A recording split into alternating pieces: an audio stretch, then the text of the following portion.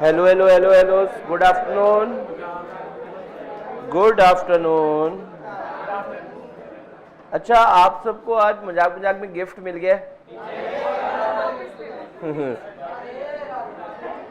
अच्छा, तो आप सबकी बहुत इच्छा थी बुक्स आए बुक्स आए। भगवान ने आज आपको ओवर खुश कर दिया है, ठीक है ना। तो आज ना आज मैं आपको होमवर्क भी दूंगा और आप सब ट्राई भी करना आज होमवर्क, ठीक है। आज मैं आप सबको होमवर्क भी दूंगा और आप सब ट्राई भी करना, ठीक है। लेकिन अभी के लिए हम क्या करते हैं, एक टॉपिक स्टार्ट करते हैं। अभी के लिए हम एक टॉपिक स्टार्ट करते हैं जिसके लिए ना आपको आना पड़ेगा गली नंबर 10.36 पर। अभी के लिए हम एक टॉपिक स्टार्ट करते हैं जिसके लिए आपको आना पड़ेगा पेज नंबर 10.36 पर। आ गए आप सब? हाँ जी, 3637 जो भी है, वहां पर आपको एक टॉपिक दिखेगा, ceiling on number of audits. Page number 10.3637 page number 10.37 पर आप सब जब आएंगे वहां पर आप एक टॉपिक को पाएंगे, ceiling on number of audits. Ceiling on number of audits, देखो आपको दिख पा रहा है? अच्छा,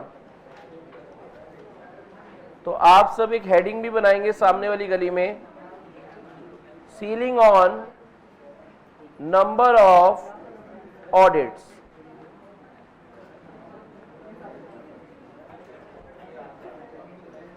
ceiling on number of audit, और इसका सेक्शन है section number 141 sub section 3 clause जी। Section number 141 sub section 3 clause जी। अच्छा, आप सब साथ देना मेरा। गली नंबर कहां पर? 10.37 पर। 10.37 पर हम एक टॉपिक स्टार्ट करें, ceiling on number of audits, और ये सेक्शन नंबर इसका क्या है? 141 सब सेक्शन 3 क्लॉज जी। मैं आपके साथ कुछ बात करता हूं, आपको समझ आएगा। नहीं नहीं, बता दूंगा जब रिक्वायरमेंट होगी। सुनना, देखो ये कोई अलग से टॉपिक नहीं है, ये कोई अलग से टॉपिक नहीं है। हमने जो लास्ट क्लास में डिस्क्वालिफिकेशन पढ़ी थी उसकी वन ऑफ द डिस्क्वालिफिकेशन है 7th नंबर वाली। तो बताओ, वैसे बोलो A B C D E F G, जी तक मतलब 7th क्लॉज, समझ रहे हो आप? तो यानी वो याद होगा, मैंने आपको बताया था कि एक चार्टर्ड अकाउंटेंट अगर ऑलरेडी 20 ऑडिट कर रहा है, एक चार्टर्ड अकाउंटेंट अगर ऑलरेडी 20 ऑडिट कर रहा है तो वो 21st ऑडिट के लिए क्या माना जाता था? डिस्क्वालीफाइड। बस उसी को थोड़ी सी डिटेल डिस्कशन में हमें उठाना है, और कई बार सेपरेटली इस पर क्वेश्चन भी आया हुआ है, इसलिए इसका नाम क्या है? Ceiling on number of audits. आपको बोलना पड़ेगा ceiling on number of section number 141 sub section 3 clause जी। एक बार फिर आने दो, section number 141 sub section 3 clause जी। हम सेक्शन की लिस्ट में भी लिखाते हैं। तो आपकी फर्स्ट पे, अभी तो आप फर्स्ट पेज पे बनाओगे ना लिस्ट। अब आपको मिल गई ये बुक, आप 10.1 पर तो बनाओगे ये लिस्ट, बना लो फिर साथ साथ, कोई बात नहीं, बाद में बना लोगे। देख लो कहीं बेहोश ना हो जाओ घर जाके, ठीक है। फिर मेरी तरफ से कोई नहीं है, मैं वेट भी कर सकता हूँ आप लोगों की, कोई दिक्कत नहीं है ना। Ceiling on number of audits, ठीक है ना। आपने सेक्शन की लिस्ट में भी लिख लिया, आपने सेक्शन की लिस्ट में भी लिख लिया। अब मेरी बात सुनना, देखो सेक्शन ये कहता है कि किसी भी चार्टर्ड अकाउंटेंट के पास 20 से ज्यादा ऑडिट नहीं होने चाहिए। किसी भी चार्टर्ड अकाउंटेंट के पास 20 से ज्यादा ऑडिट बोलना पड़ेगा, किसी भी चार्टर्ड अकाउंटेंट के पास 20 से ज्यादा ऑडिट। ऐसा कौन मना करता है? कंपनीज एक्ट का सेक्शन नंबर 141 सबसेक्शन 3 क्लॉज जी, क्योंकि उनको ऐसा लगता है कि 20 ऑडिट के बाद ऑडिटर की क्वालिटी क्या हो जाएगी? खराब। और चार्टर्ड अकाउंटेंट की क्वालिटी खराब हो ये तो बर्दाश्त ही नहीं कोई करेगा। समझ आ रहा है? तो इसलिए अब एक सवाल यहां पर ये उठता है कि एक चार्टर्ड अकाउंटेंट 20 ऑडिट कब नहीं कर सकता, मतलब 20 ऑडिट से ज्यादा कब नहीं कर सकता? जरा सुनो, मैंने बेटा ध्यान से सुना, मैंने ये नहीं कहा कि first day of the financial year पर उसके बाद 20 से ज्यादा ऑडिट नहीं होने चाहिए। मैंने ये भी नहीं कहा कि 31 मार्च के पर उसके पास 20 से ज्यादा ऑडिट नहीं होने चाहिए। मैंने कहा बेटा उसके पास तो कभी भी 20 से ज्यादा ऑडिट नहीं होने चाहिए। एक एग्जाम्पल के तौर पर आपके पिताजी ने यह कहा कि तू अपनी पॉकेट मनी जो तेरे को मिलते हैं चाहे मैं जितनी मर्जी दूं, पर तेरी जेब में कभी भी 500 रुपए से ज्यादा नहीं पड़े होने चाहिए। पॉइंट समझ आ रहा है आपको? कभी भी 500 से ज्यादा। तो आपके पिताजी ने यह कहा कि फर्स्ट डे पर 500 से ज्यादा नहीं पड़े होने चाहिए, या आपके पिताजी ने यह कहा महीने के एंड पर 500 से ज्यादा नहीं पड़े होने चाहिए? उन्होंने कहा कभी भी। समझ आ रहा है आपको?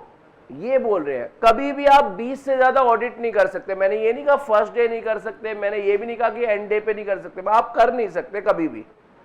तो लिखना जरा पहला पॉइंट इसके अंदर, सीलिंग और नंबर ऑफ ऑडिट पे, सीलिंग और नंबर ऑफ ऑडिट पे लिखो, it indicates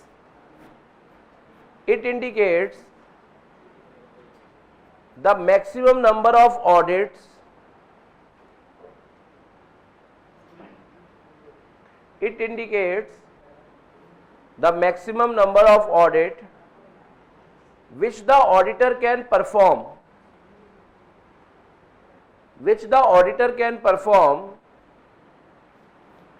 at any point of time, which the auditor can perform at any point of time। बेटा अंडरलाइन करना, at any point of time, यानी वो maximum number of audit हैं जो auditor कभी भी नहीं कर सकता।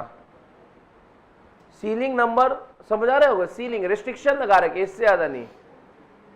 तो एक बार मैंने क्या बोला है, सीलिंग और नंबर ऑफ ऑडिट क्या करते हैं? It indicates the maximum number of audit which the auditor can perform at any point of time, full stop. And such maximum number is कितना? 20। And such maximum number is 20। And such maximum number is 20। और वो maximum number क्या है? 20। ठीक है, यानी एक chartered accountant maximum कितने ऑडिट कर सकता है? 20। तो 20 ऑडिट्स की कैलकुलेशन करते वक्त कुछ ऑडिट्स को इंक्लूड करेंगे और कुछ को क्या करेंगे? एक्सक्लूड। 8-2 कुछ ऑडिट्स को हम क्या करेंगे? इंक्लूड, और कुछ को क्या करेंगे? देखो मैं अब आपको बताता हूं। पहला जिन्हें आप इंक्लूड करेंगे उसका नाम है जॉइंट ऑडिट। एक बार वर्ड बोलेंगे बेटा, क्या? Joint audit. सारे बच्चे बोलेंगे क्या? Joint audit. सर ये क्या होता है जॉइंट ऑडिट? सुनना पड़ेगा आपको। जॉइंट ऑडिट क्या होता है वो आपको सुनना पड़ेगा। जैसे आप बताओ रिलायंस इंडस्ट्रीज लिमिटेड छोटी मोटी ऑर्गेनाइजेशन है या बहुत बड़ी? तो भाई एक चार्टर्ड अकाउंटेंट क्या इसका पूरा ऑडिट कर पाएगा? तो यहां पर क्या करते हैं? मोर देन 1 ऑडिटर अपॉइंट करते हैं। समझ आ रहा है आपको? तो इन्होंने रिलायंस ने let suppose mister X, mister Y, mister Z, ठीक है ना, इन तीनों को क्या करा? एज एन ऑडिटर अपॉइंट करा, जिसमें इन्होंने आपस में बैठ के डिसाइड करा। क्या डिसाइड करा? कि बैलेंस शीट मैं चेक कर लूंगा, एसपीएल तुम चेक कर लेना, और क्या कहते हैं कैश फ्लो स्टेटमेंट तुम चेक कर लेना, और बाकी जो बची हुई चीजें हैं वो हम मिलकर चेक कर लेंगे। तो बताओ यहां पर ये सब मिलकर ऑडिट कर रहे हैं, यहां पर ये सब मिलकर ऑडिट कर रहे हैं, तो इनको कहेंगे ये जॉइंट ऑडिटर्स हैं, और इस ऑडिट को कहेंगे जॉइंट ऑडिट। इस ऑडिट को कहेंगे क्या? Joint audit. नहीं मजा नहीं आया? क्या? Joint audit. इसको हम जॉइंट ऑडिट का नाम दे देंगे। ठीक है। अच्छा एक बात बताओ, मिस्टर एक्स भी सी ए प्लस सीओपी है, मिस्टर वाई भी सी ए प्लस सीओपी है, मिस्टर जेड भी सी ए प्लस सीओपी है, यस और नो, है ना। तो अगर मैं मिस्टर एक्स की बात करूं, क्या वो पूरा ऑडिट कर रहे हैं या 1/3, और मिस्टर वाई भी, मिस्टर जेड भी। लेकिन जब 20 की कैलकुलेशन हो रही होगी तो इन सबके 20 की कैलकुलेशन में इन सबको 1/1 ही माना जाएगा। इवन तो ये कर क्या रहे हैं 1/3 ऑफ द ऑडिट, लेकिन माना क्या जाएगा, एक ऑडिट।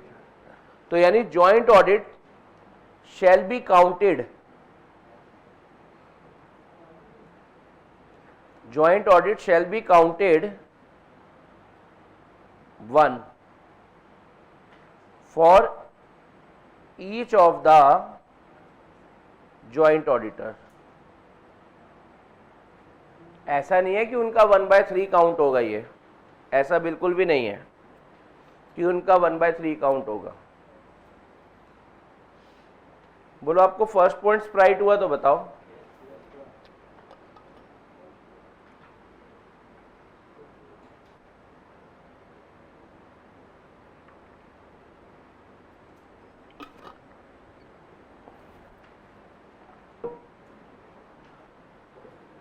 अगली बात आपके साथ करते हैं, अगली बात आपके साथ करते हैं।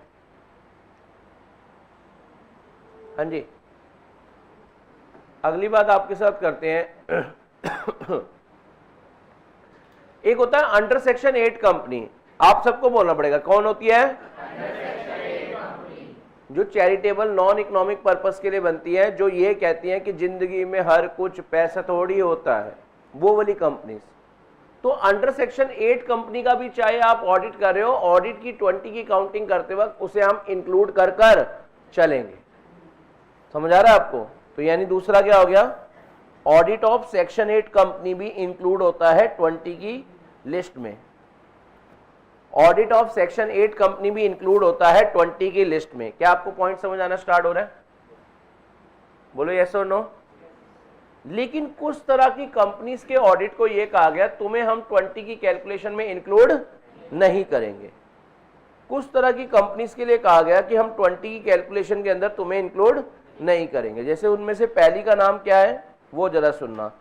अगर आप 1% कंपनी का ऑडिट कर रहे हो, यानी अगर आप ओपीसी का ऑडिट कर रहे हो, यानी एक चार्टर्ड अकाउंटेंट अगर ओपीसी का ऑडिट कर रहा है तो 20 की कैलकुलेशन में ओपीसी का ऑडिट उसके अंदर इंक्लूड नहीं होगा। यानी वो ओपीसी तो फिर जितनी मर्जी कर सकता है, यस और नो। लेकिन मैं आपको, हमारे कोर्स का पार्ट नहीं है, कुछ और भी सीए एक्ट कहता है, हम उससे रिलेट नहीं करेंगे। लेकिन ऐसा नहीं है कि जितनी मर्जी ओपीसी का ऑडिट करो, पर हमें तो भी कंपनीज एक्ट पढ़ना है, तो हमें सीए एक्ट पढ़ना नहीं है, ठीक है। तो कंपनीज एक्ट के अकॉर्डिंग, कंपनीज एक्ट के अकॉर्डिंग 20 की कैलकुलेशन करते वक्त ओपीसी को आपको क्या करना है, एक्सक्लूड। दूसरा, अगर आप किसी स्मॉल कंपनी का ऑडिट कर रहे हो, यानी छोटी कंपनी, आपको पता ही है ना, जिसकी पेड अप शेयर कैपिटल कितनी, अप टू 4 करोड़ और टर्नओवर कितनी, अप टू 40 करोड़। उन छोटी कंपनीज को, उन प्राइवेट कंपनीज को हम क्या कह देते हैं, छोटी कंपनी। इतनी सी तू है नहीं है। और तीसरी कंपनी, मतलब अगर आप किसी स्मॉल कंपनी का ऑडिट कर रहे हो तो 20 की कैलकुलेशन करते वक्त भी उसको क्या करके चल रहा है, एक्सक्लूड। थर्ड कैटेगरी की बात करते हैं, थर्ड कैटेगरी ऑफ कंपनी की बात करते हैं।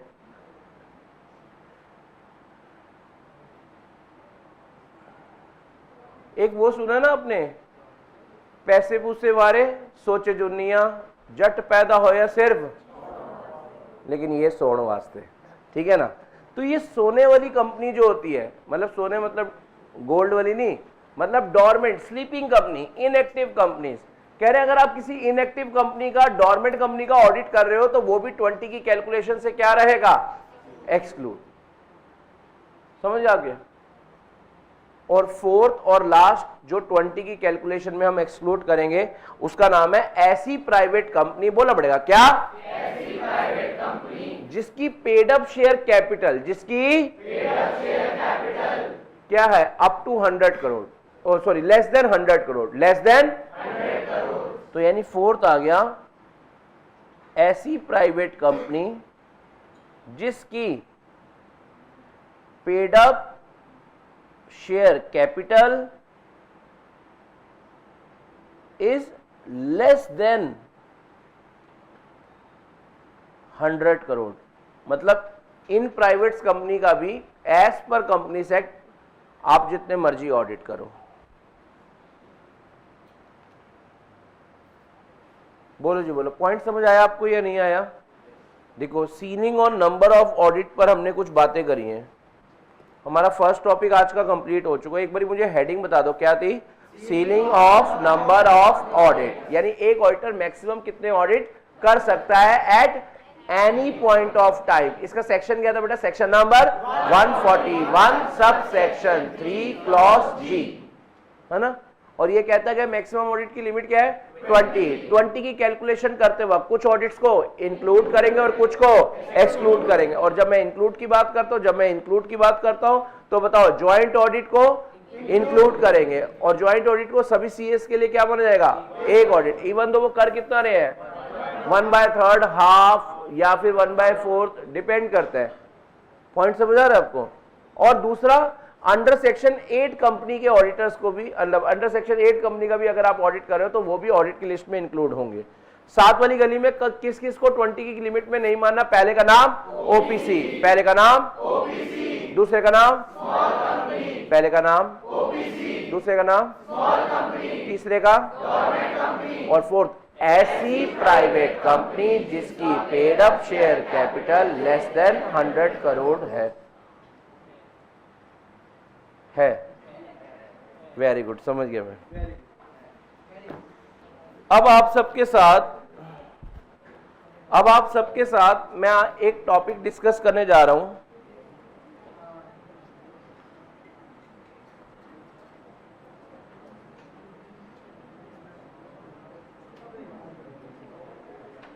हाँ जी, जिसके लिए आपको गली नंबर 10.16 पर आना पड़ेगा। मैं आप सबके साथ एक टॉपिक स्टार्ट करने जा रहा हूं, जिसके लिए आप सबको कहां पर आना पड़ेगा? 10.16 पर। देखो, आप सब आ गए? पक्का? करें स्टार्ट? आप सब एक हेडिंग बनाओ, filling up casual vacancy.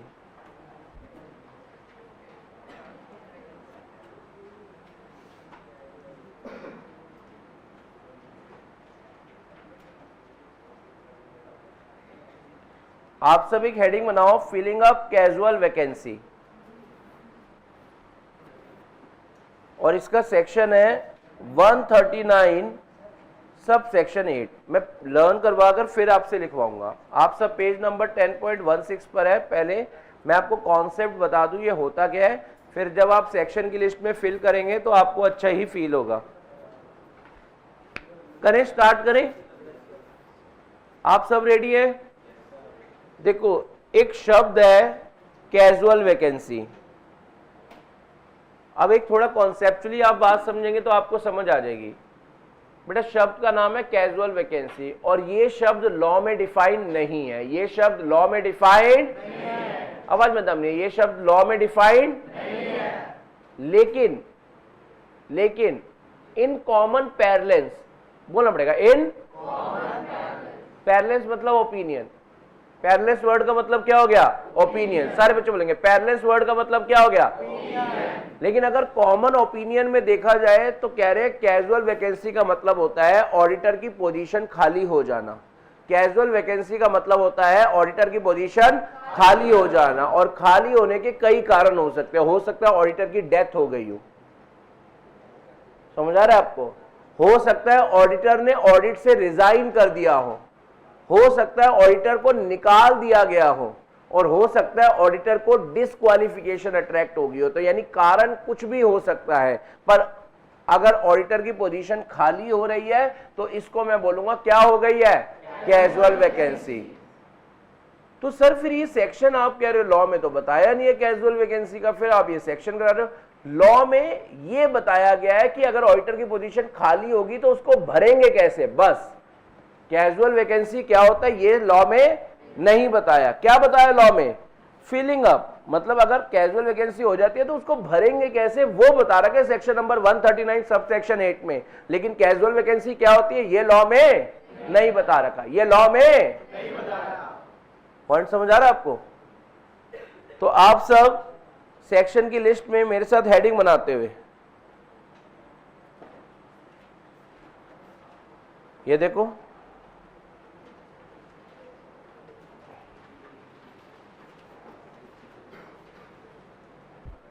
filling up what? Casual vacancy. Filling up casual vacancy. हाँ जी, चलें आगे। अच्छा, तो पहले आप इसके अंदर फर्स्ट पॉइंट बनाना,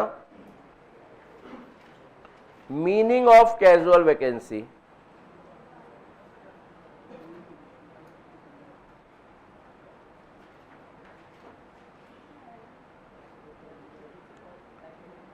इसके अंदर फर्स्ट पॉइंट बनाना, meaning of casual vacancy.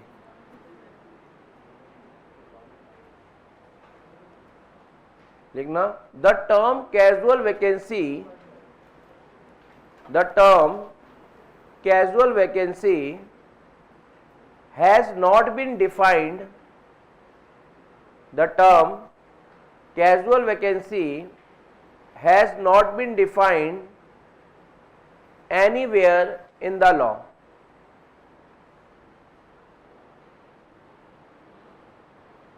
The term casual vacancy has not been defined anywhere in the law. However, full stop, however, in common parlance, in common parlance, what is parlance? In common parlance, however, in common parlance, comma, it is understood as, in common parlance, comma, it is understood as vacancy occurred, it is understood as vacancy occurred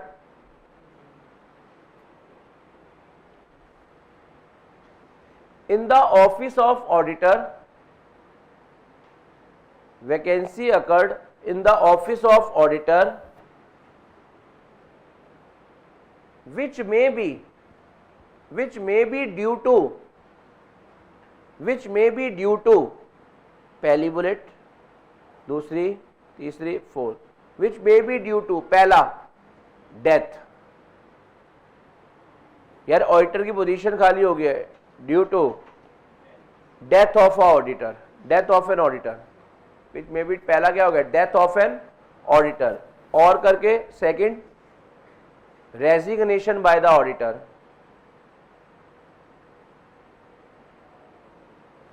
और करके तीसरा removal of auditor, और करके तीसरा removal of auditor,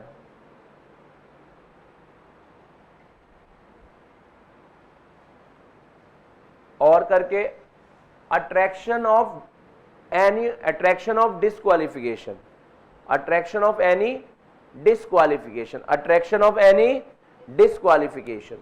point समझ आ रहा है आपको? कारण कुछ भी हो सकता है। क्या आपको कैजुअल वैकेंसी का मतलब समझ आ रहा है? कैजुअल वैकेंसी का मतलब समझ आ रहा है आपको? ठीक है ना? अच्छा, चलो मैं अब आपको अगली बात बताता हूं, लेकिन हमारे को बताओ सेक्शन नंबर 139 सबसेक्शन 8 में कैजुअल वैकेंसी का मीनिंग पढ़ना है या कैजुअल वैकेंसी भरी कैसे जाती है वो पढ़ना है? वो बता रखा है ना लॉ में। तो अब आप इसको दो पार्ट्स में बांट देंगे, यानी अब आपको यहां पर लिखना चाहिए फिलिंग अप कैजुअल वैकेंसी, पहला आपने मीनिंग लिखा, second filling up casual vacancy, और इसके अंदर आप दो झूले लटका देंगे। पहला केस बनाएंगे other than government company, other than government company मतलब अदर देन गवर्नमेंट कंपनी में कैसे अपॉइंट होगा, और दूसरा आप बनाएंगे गवर्नमेंट कंपनी, गवर्नमेंट कंपनी में कैजुअल वैकेंसी कैसे फिल करी जाएगी? पॉइंट समझ आ रहा है आपको?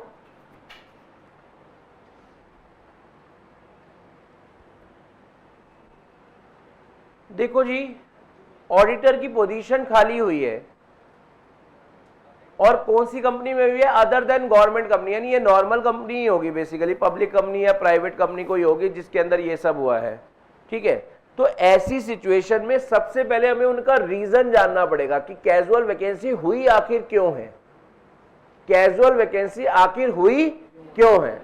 या तो होगी ड्यू टू रेजिग्नेशन या अदरवाइज देन रेजिग्नेशन, मतलब या तो ऑडिटर रिजाइन करके गया इस वजह से जगह खाली हुई है, या फिर कोई और कारण है जिसकी वजह से ऑडिटर की पोजीशन खाली है। और वो कोई और कारण क्या क्या हो सकते हैं वो आप मुझे बता सकते हैं। पहला कारण डेथ हो सकती है, दूसरा रिमूवल हो सकता है, और तीसरा अट्रैक्शन ऑफ डिस्क्वालिफिकेशन। पॉइंट समझ आ रहा है आपको? तो यानी आप इसको फर्दर दो झूलों में बांट देंगे।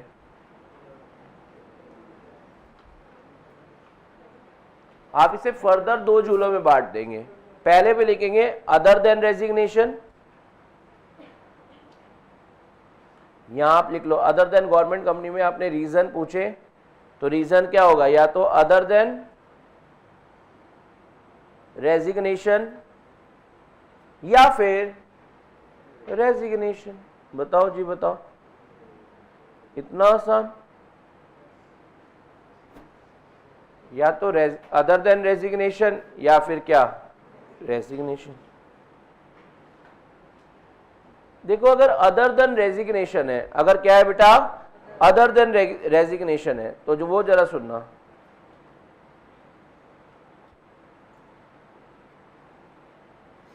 ये लिखो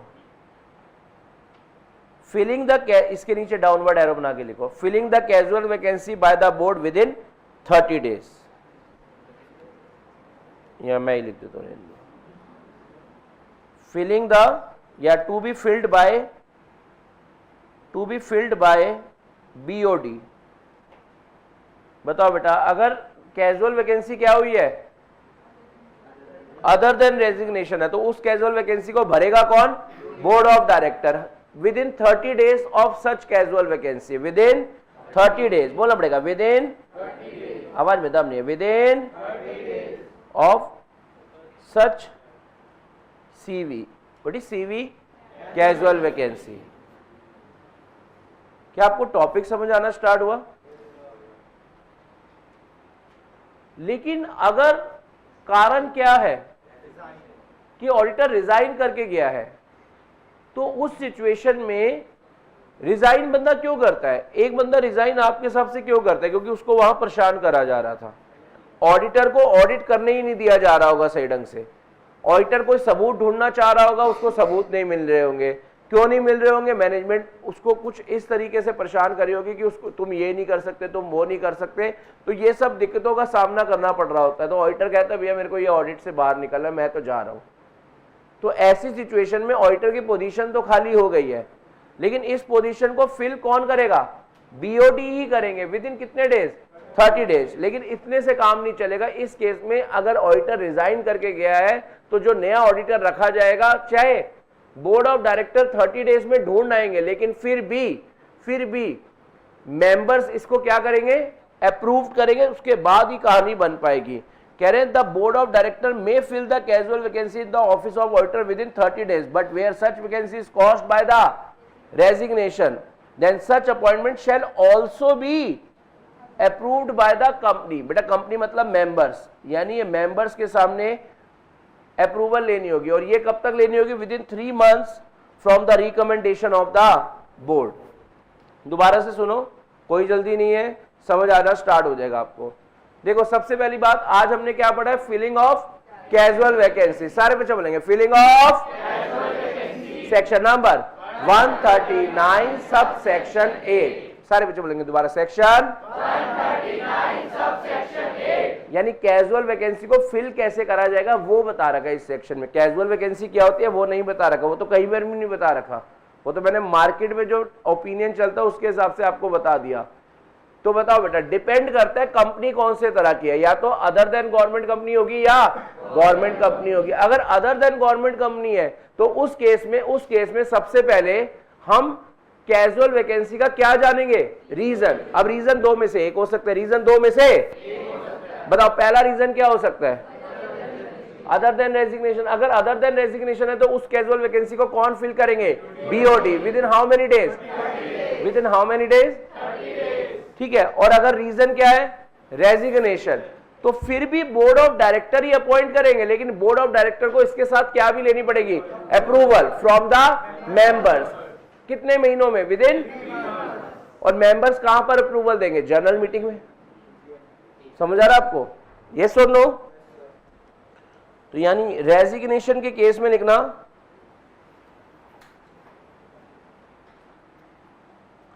to be field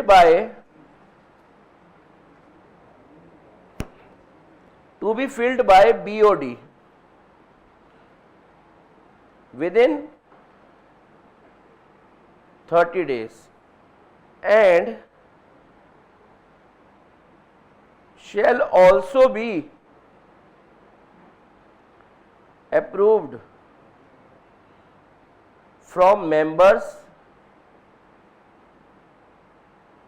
shall also be मतलब ये भी होगा इनके केस में, shall also be approved from members within 3 months, within 3 months of recommendation of BOD at general meeting. At general meeting.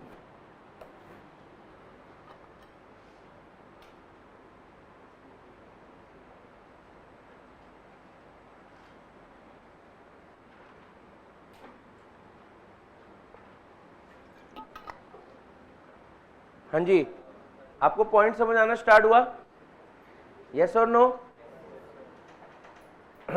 तो कारण या तो अदर देन रेजिग्नेशन होगा या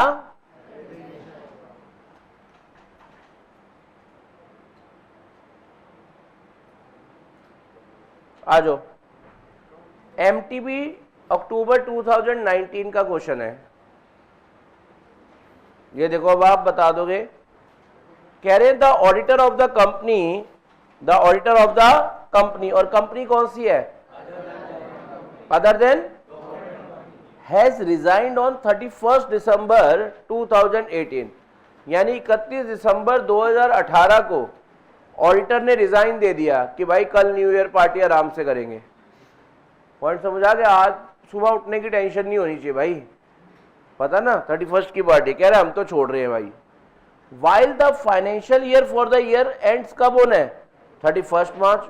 कह रहे discuss as per the provision of Companies Act 2013 how the auditor will be appointed in this case. बताओ बेटा, अब इस केस में क्या होगा, बताओ। ये तो जगह खाली होगी 31 को, तो बताओ बेटा हमारे को कब तक, 30 जनवरी तक कौन ढूंढ के लाएंगे, और जिसको ढूंढ के लाएंगे वो क्या भी करवाया जाएगा, उसको अप्रूव करवाया जाएगा। क्या भी करवाया जाएगा, अप्रूव कराया जाएगा, किससे, फ्रॉम द मेंबर्स। कहां पर, एट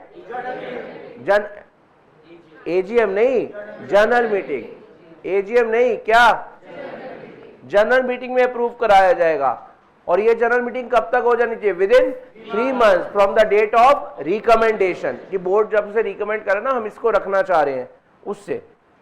समझ आ रहा है आपको। और जो बताओ, अब मेरा आपसे एक सवाल है, जो भी अब इसकी जगह पर आया है वो रहेगा कब तक, up to the conclusion of next AGM, up to the conclusion of, आओ जरा पढ़कर देख लेते हैं।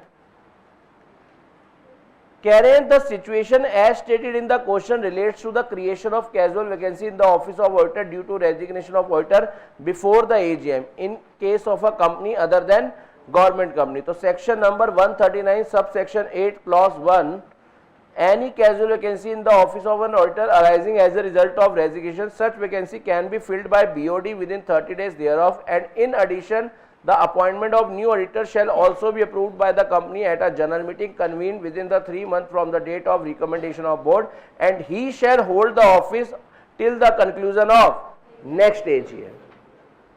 क्या आपको थोड़ा थोड़ा पॉइंट समझ आने स्टार्ट हुए? हाँ जी, यस और नो? ठीक है ना? टेन्योर सबका वही रहेगा, मैं एक ही साथ लिखवा दूंगा टेन्योर का।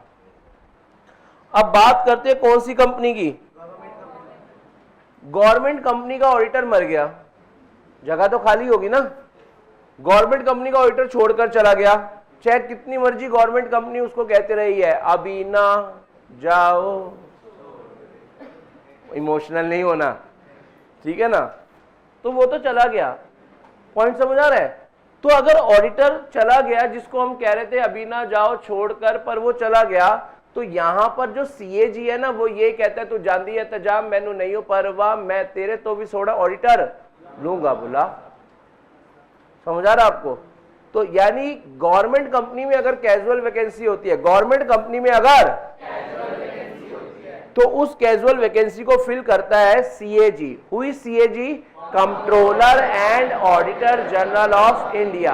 With in how many days? 30 days. Within how many days? और अगर सीएजी ने कैजुअल वैकेंसी फिल कर दी तो ओके, वरना फिर हमें ना ऐसे कौन कह रहा है? बीओडी। वो फिर नेक्स्ट 30 डेज में उस कैजुअल वैकेंसी को फिल कर देंगे। सर यहाँ कोई ड्रामा नहीं है, रेजिग्नेशन अदर देन रेजिग्नेशन ना बनवा दे, जबरदस्ती बनवा दे बेटा। मजा आ रहा है बेटा?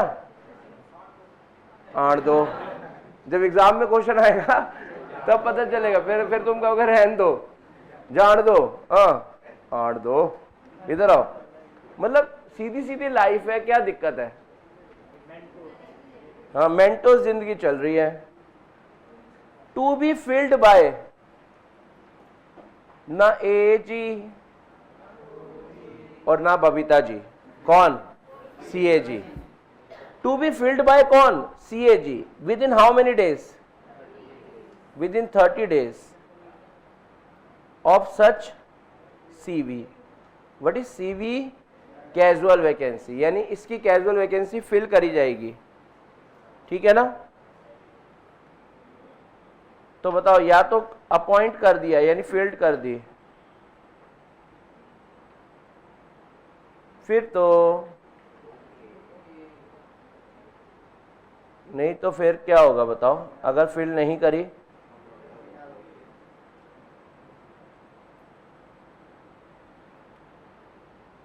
तो फिर करेंगे within next 30 days.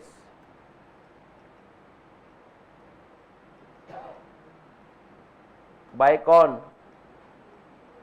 BOD. इन्हें तो करना ही पड़ेगा। और जो भी ऑडिटर आया है, जो भी ऑडिटर आया है, जो भी ऑडिटर, वो कब तक रहेगा? उसका टेन्योर कब तक रहेगा? नीचे एक नोट लिखो, वैसे पिंक कलर का नोट अब चलता नहीं है, रुको, ग्रीन, इको फ्रेंडली। मुझे भी बहुत अच्छा लगता है, आजकल मेरा यही फेवरेट है, समझ रहे हो आप? बहुत अच्छा है। तो बताओ उसका टेन्योर क्या होगा? जैसे यहां पर कैजुअल वैकेंसी हुई, ठीक है ना, कैजुअल वैकेंसी हुई, और फिर आपने इसकी अपॉइंटमेंट करी, तो जो भी अपॉइंट हुआ है, जिसकी भी क्या हुई है? अपॉइंटमेंट हुई है, उसका टेन्योर कब तक का रहेगा बताओ? Up to the conclusion of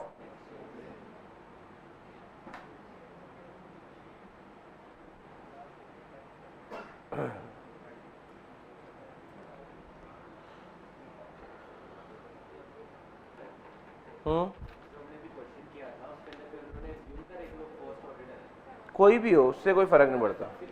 देखो ये कह रहे हैं कि फर्स्ट ऑडिटर की कैजुअल वैकेंसी या सब्सिक्वेंट ऑडिटर की कैजुअल वैकेंसी में कोई दिक्कत नहीं है, किसी की भी हो, फिल ऐसी ही होगी।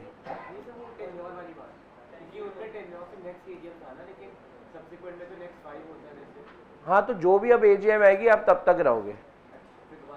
हाँ, फिर उस एजीएम में मेंबर बैठ के आगे के लिए क्या करना वो सब डिसाइड करेंगे। बोलो आपको यहां तक का पॉइंट समझ आया या नहीं आया, पहले ये बताओ।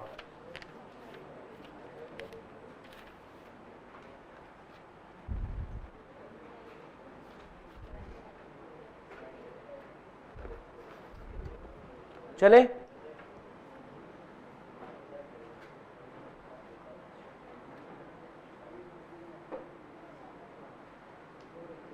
ये देखो एक क्वेश्चन करते हैं, पेज नंबर 10.21 पर। आज आपको थोड़े से गिफ्ट भी मिलेंगे, पहला गिफ्ट तो आपको मिल ही गया, ठीक है। आज भारी भरकम एक और गिफ्ट मिलेंगे। जितने भी टॉपिक हो चुके हैं उन सब के क्वेश्चन आप नेक्स्ट क्लास तक लिख कर आएंगे। सर अगर हम नहीं लिख कर आए तो सर आप हमें कसम दे दो ताकि हम लिख कर आए, ठीक है बेटा, जैसे तुम कहो। हाँ ऐसे नहीं, अच्छा चलो कोई नहीं, मैं दे दूंगा कसम, बस नाराज नहीं होते बेटा। इधर आओ, पेज नंबर 10.21 पर एक क्वेश्चन ट्राई करते हैं। कह रहे हैं mister Kamal is the auditor of XYZ limited which is a government company. Mister Kamal जो है XYZ लिमिटेड के ऑडिटर है, और XYZ लिमिटेड क्या है, एक तरह से गवर्नमेंट कंपनी। और mister Kamal has resigned on 31 December, सारे 31 को क्यों रिजाइन करते हैं, ठीक है ना। वाइल द फाइनेंशियल ईयर कब एंड होगा, 31 मार्च। अब आपको कह रहे हैं इसकी कैजुअल वैकेंसी आप कैसे फिल करोगे, इसकी कैजुअल वैकेंसी आप कैसे फिल करोगे, आप बताओ इसकी कैजुअल वैकेंसी कौन फिल करेगा, CAG, with in how many days. और अगर उसने नहीं करा देन विद इन नेक्स्ट। कह रहे वुड योर आंसर डिफर, क्या तुम्हारा आंसर बदल जाएगा अगर ये क्या है, अदर देन। तो बताओ फिर ये रेजिग्नेशन का केस है, तो बताओ यहां पर कौन फिल करेगा, BOD। यहां पर कौन फिल करेगा, BOD फिल करेगा। और इसको क्या भी करवाना पड़ेगा, approve from the members, approve कराना पड़ेगा from the members in the general meeting within 3 months from the date of recommendation by board. बोलो जी बोलो, कुछ बातें समझ आई हैं आपको। सुन जरा 10.71 पर आपसे एक मल्टीपल चॉइस क्वेश्चन। अच्छा मेरी बात जरा सुनना, एक बात जरा सुनना, हेलो हेलो हेलो हेलो, जो मैं कह रहा हूं वो जरा सुन लो, काम की बात है, काम की बात है। आप ना MCQ के आंसर कभी भी ना बुक पर मार्क मत करना। रीजन बताऊं क्या है, अगर आपने मार्क कर लिए तो अगली बारी फिर आप जब टेस्ट से पहले रिवाइज करोगे, ठीक है, टेस्ट से पहले रिवाइज करोगे तो आपको क्या दिक्कत आएगी, यार सॉल्व हुए हुए दिमाग नहीं चलेगा, तो देख देख के फिर आप रीड करके निकल जाओगे। तो अगली बार भी दिमाग चले, इसके लिए आप इस पे मार्क मत करना। जब भी करना ना आप एक क्या करना, MCQ सॉल्व करने के लिए अपने रफ रजिस्टर या कुछ भी होता है उस पर लिख लिए, मैच कर ले, नीचे आंसर तो होते ही है। मतलब मेरी ये एडवाइस है, बाकी देखो आप समझदार हो, ठीक है ना, आप खुद डिसाइड करो, यू डिसाइड तुझे क्या करना है, क्योंकि तुझको तो जरा सा भी पढ़ो। फिर क्वेश्चन MCQ नंबर 7, NTW, नौरा टिक्की वाला, आगे बात करेंगे। NTW is a listed on NSE and has a turnover 4500 crores। NTW जो है एक NSE पे लिस्ट है और इसकी टर्नओवर 4500 करोड़ की है, और NTW हैज 12 सब्सिडरीज, इसकी 12 सब्सिडरीज कंपनी है और 3 एसोसिएट्स कंपनी और 5 तो इसका क्या है, और इन सबको इकट्ठे बोला जाता है NTW groups. AKW and company एक LLP है, इज अ स्टैट्यूटरी ऑडिटर, वो इनकी इस कंपनी की मतलब हेड ऑफिस की यानी होल्डिंग कंपनी की ऑडिटर है। Now NTW wants to appoint AKW as the statutory auditor for the entire group, यानी वो ऑडिटर बनाना चाह रहे हैं किसका, एंटायर ग्रुप, मतलब सभी कंपनीज का, सब्सिडरीज का भी कह रहे तुम ही संभाल लो, एसोसिएट्स का भी तुम ही संभाल लो, ज्वाइंट वेंचर्स का भी तुम ही संभाल लो। In respect of this please advise the management of NTW, वो कितने ऑडिट कर सकता है, क्या कर सकता है, ये सब आप पढ़ो और मुझे सॉल्व करके दिखाओ, यानी अब ये करके दिखाओ।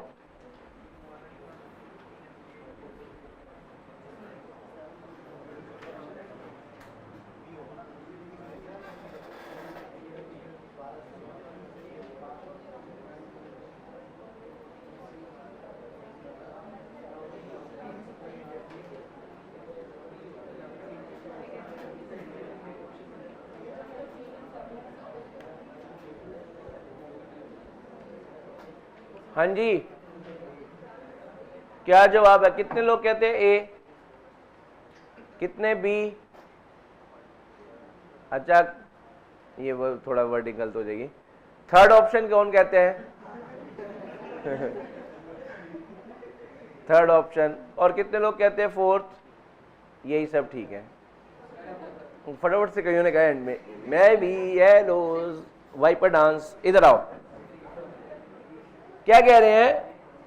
वो कह रहे हैं आप सिर्फ 10 कंपनी के बना सकते हैं, वो कह रहे हैं सिर्फ 20 के बना सकते हैं, और वो कह रहे हैं सभी कंपनीज में बना सकते हैं, और लास्ट कह रहे हैं सभी कंपनीज में बन सकते हैं, लेकिन बताओ जो लीगल रिक्वायरमेंट है 20 वाली, उनका ध्यान रखते हो सकता है ऑलरेडी ये किसी और का भी क्या कर रहा हो, तो यहां के 20 कैसे मिल जाएंगे इसको?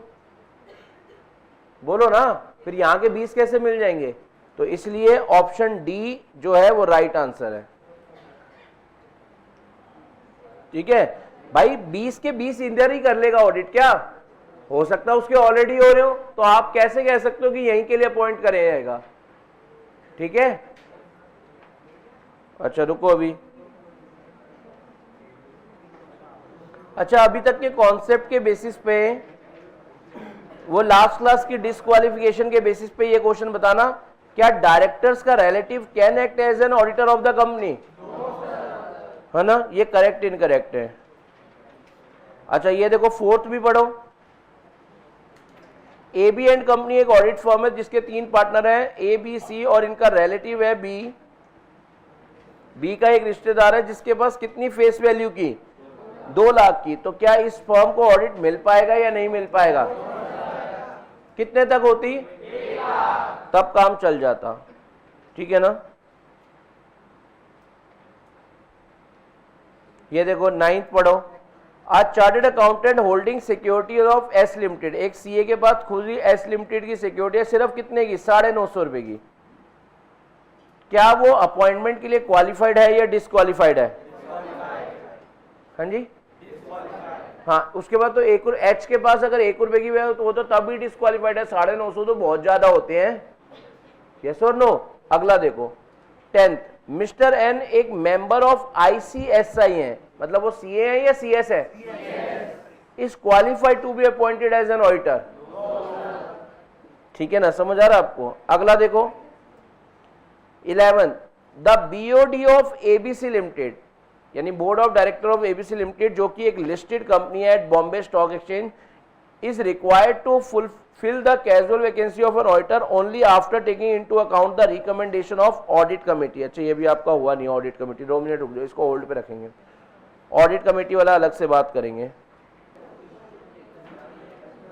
अच्छा, अब मैं आपके साथ एक सेक्शन डिस्कस करने जा रहा हूं, बहुत ही बढ़िया सेक्शन है। देखो, अगर एक ऑडिटर रिजाइन करके जा रहा है, अगर एक ऑडिटर, अच्छा देखो आप बताओ, आपको कोई छोड़कर जा रहा है या जा रही है, जैसा केस भी है, as the case may be, ठीक है ना। आप बताओ, आप जानना तो चाहोगे भाई क्यों छोड़ा, मतलब तुम या वो, ये भी तो क्वेश्चन है। ठीक है ना। ऑडिटर हमें छोड़कर जा रहा है तो भाई कंपनी के मालिक पूछना तो जाएंगे हमारी मैनेजमेंट ने क्या करा कि तुम इस डिसीजन पर पहुंच गए कि तुम ऑडिट से छोड़कर जा रहे हो ऑडिट को। बोलो यस और नो। इसलिए ऑडिटर पर ही एक रिस्पॉन्सिबिलिटी डाल दी गई। मैं अब आपसे एक बात नॉर्मल में पूछता हूं, इस कॉन्सेप्ट को अलग करके, वैसे नॉर्मल में पूछता हूं, आपका रेड लाइट पे रुकने का मन होता है या नहीं? फिर भी आपको रुकना पड़ता है। क्यों रुकते हो? क्यों? चालान के डर से। यानी अगर आपसे कोई काम करवाना है ना, गवर्नमेंट को भी पता है आपसे कोई काम करवाना है, तो अगर ना करने पर पेनल्टी रख दोगे तो फिर आप करोगे। अच्छा, आपको ये पता हो कि मेरे पिताजी तो कभी मुझे मारते ही नहीं है, आप उनका कहना एक बार फिर भी टाल दोगे। लेकिन अगर आपको ये पता हो कि मम्मी का कहना मना करा तो बहुत मतलब मारेंगे, तो बताओ फिर आप मम्मी का कहना कभी भी मना नहीं करते। समझ आ रहा है आपको? यही बात यहां पर है। ऑडिटर को अगर हम डर नहीं डालेंगे ना तो वो ये काम करेगा ही नहीं। तो यहां पर अब मैं आपके साथ section number 140 sub section 2 and 3 start करने जा रहा हूं। Section number 140 sub section 2 and 3 start करने जा रहा हूं कि अगर कोई भी ऑडिटर बेटा बोलना पड़ेगा, कोई भी अगर फर्म मतलब कंपनी छोड़कर जा रहा है तो उसे इसके बारे में एडीटी 3 नंबर फॉर्म, कौन सा नंबर फॉर्म, आवाज में दम नहीं, कौन सा number form, ADT 3 number form submit करके जाना है। किसको, कंपनी को यानी उनके मेंबर्स को, और किसको, रजिस्ट्रार मतलब आरओसी, रजिस्ट्रार मतलब, और कितने दिन में, विद इन, और अगर आप ऐसा नहीं करते, ठीक है, तो बताओ आपको पेनल्टी भी लगाई जाएगी। वो मैं अभी बता दूंगा कितनी कैसे, वो मैं आपको अभी बता दूंगा कितनी कैसे। और अगर आप गवर्नमेंट कंपनी के ऑडिटर थे, तो आप ऑडिट से क्यों छोड़कर जा रहे हैं, उसके लिए एडीटी 3 नंबर फॉर्म सिर्फ कंपनी और रजिस्ट्रार को ही सबमिट नहीं करेंगे, साथ में किसको भी करेंगे, कौन सा जी, पॉइंट समझ आ रहा है आपको, बोलो यस और नो, है ना। और अगर हम नहीं करेंगे तो बताओ ऑडिटर को कहेंगे जितनी तेरी रेम्यूनरेशन थी और 50,000 विच एवर इज लेस तुझसे ले लेंगे, और जितने दिन तू लेट ना बताने भी इतने तो ले ही लेंगे तेरे से पैसे पेनल्टी के रूप में। प्लस अगर ये तूने देरी करी, ठीक है ना, तो फिर बताओ क्या होगा, आपके ऊपर 500 रुपया लेंगे for each day after the first during which the failure continuous. ये बहुत बढ़िया पॉइंट है, आपको वैसे नॉर्मल में नहीं पता चलेगा, लेकिन अब मैं जब समझा दूंगा आपका नजरिया बदल जाएगा इस सेंटेंस पे।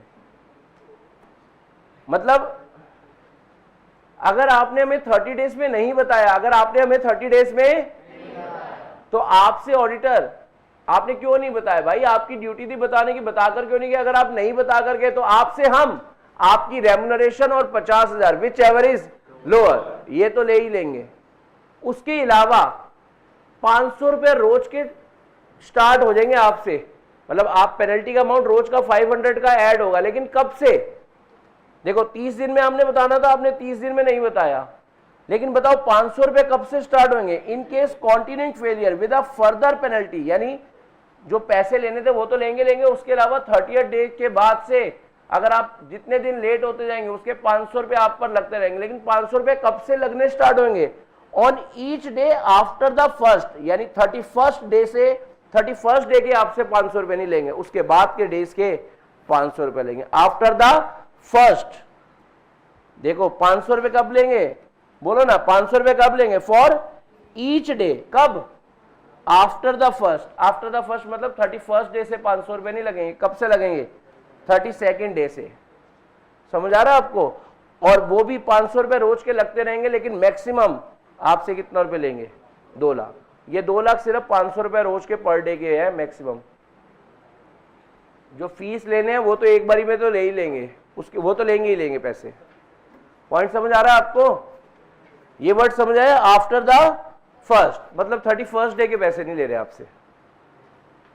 तो इसलिए बताओ ऑडिटर जैसे ही रिजाइन करेगा फटाफट से क्या जमा करवाने जाएगा, एडीटी 3, नहीं तो उस पर क्या लग जाएगी, यानी जैसे ही रिजाइन करेगा ऑडिटर एडीटी 3 लेकर भागते हुए जाएगा, ठीक है ना, और यही बोलता हुआ जाएगा कहीं देर ना हो जाए, कहीं देर ना हो जाए, क्योंकि अगर देर हो गई तो फिर बताओ, फिर ऑडिटर एक गाना गाएगा, मैं तो एवी एवी एवी एवी, भाई जेब में जो कमाया था सारा देकर आना पड़ रहा है, ठीक है ना। इसलिए तो मेरे ख्याल से आपको स्प्राइट तो हो गया ये पॉइंट। सेक्शन पढ़ने जा रहे हैं रेजिग्नेशन बाय ऑडिटर, जयकार लगाओ, सेक्शन पढ़ने जा रहे हैं व्हाट, रेजिग्नेशन बाय ऑडिटर, जो बोले उसका अटेम्प्ट क्लियर हो जाए, क्या, resignation bye auditor. Section number 140 sub section 2 and 3, section number 140 sub section 2 and 3, एक बार फिर आने दो, section number 140 sub section 2 and 3। ये किस पर रिस्पॉन्सिबिलिटी डाल रहे हैं, ऑडिटर पर, कि जैसे ही रिजाइन करे उसके 30 डेज में बता देना फॉर्म नंबर कौन सा, एडीटी 3, फॉर्म नंबर कौन सा, आवाज में दम नहीं, फॉर्म नंबर कौन सा, उसके थ्रू बता देना। किस किस को बता देना? नॉर्मल कंपनी के केस में किस किस को बताओ? कंपनी और आरओसी को। आरओसी है, आरुषि नहीं। हाँ आरओसी, आरुषि नहीं, कहीं आरुषि को बताओ। देखो पता है कब मैंने रिजाइन कर दिया। पॉइंट समझ आ रहा है आपको? और दूसरा, अगर आप कौन सी कंपनी है, आड़ दो कौन सी, देन किस किस को बताओगे? कंपनी, आरओसी और, शुक्र है बबीता जी ने बोला। यहां तक का पॉइंट स्प्राइट होगा। और अगर आप नहीं बताओगे तो आप पर पेनल्टी क्या लगेगी?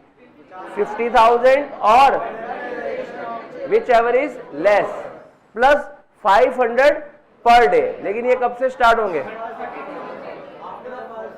31st को नहीं लगेगा, 31st के बाद से, यानी फ्रॉम 32nd डे ऑनवर्ड लगनी स्टार्ट होगी। और इसका 500 रुपए पर डे तो है, लेकिन मैक्सिमम कितना है इसका? बोलो स्प्राइट हो गया पॉइंट? देख लो, कोई दर्द हो तो बताओ। तो आप सब पहले सेक्शन की लिस्ट में आ रहे हो मेरे पास?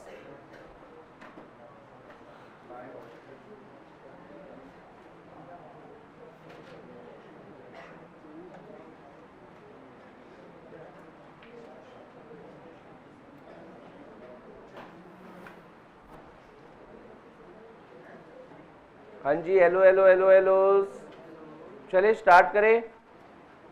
अच्छा जी, तो हम टॉपिक कौन सा पढ़ रहे हैं?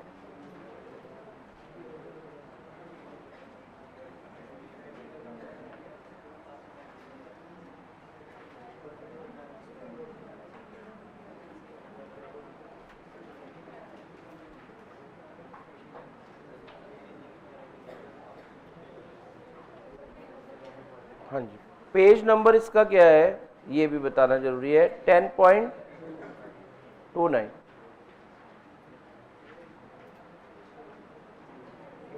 आप ऐसा करो, फटाफट से ये बनाओ सेम चीज, फिर मैं पेनल्टी लिखवाऊंगा आपको। सर यही मार्क कर लेते हैं ना बेटा, बुक में तो वैसे सब कुछ ये, फिर वही कर लो। नोटिंग करेंगे सर, हमें ये नोटिंग करनी है अपने हाथ से। यस, क्योंकि जो आप नोट करते हो आप वही पढ़ते हो, आपका दिल भी जानता है ना? तो इसलिए नोट कर लो। ये सिंप्लीफाइड वे में दे रखा है, ठीक है, लेकिन आप अपने हाथ से एक बार फटाफट से लिखेंगे। देखते हैं सबसे पहले कौन, खिलाड़ियों में काफी उत्साह, बॉयज वर्सेस गर्ल्स।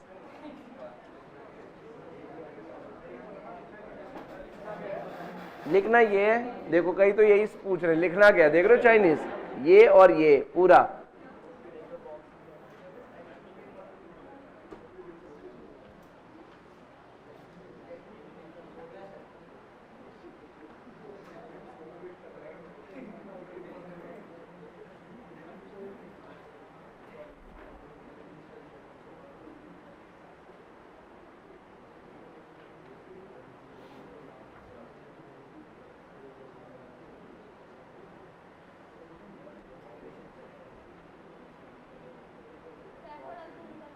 जूम बराबर नहीं, नहीं ये रेजिग्नेशन है।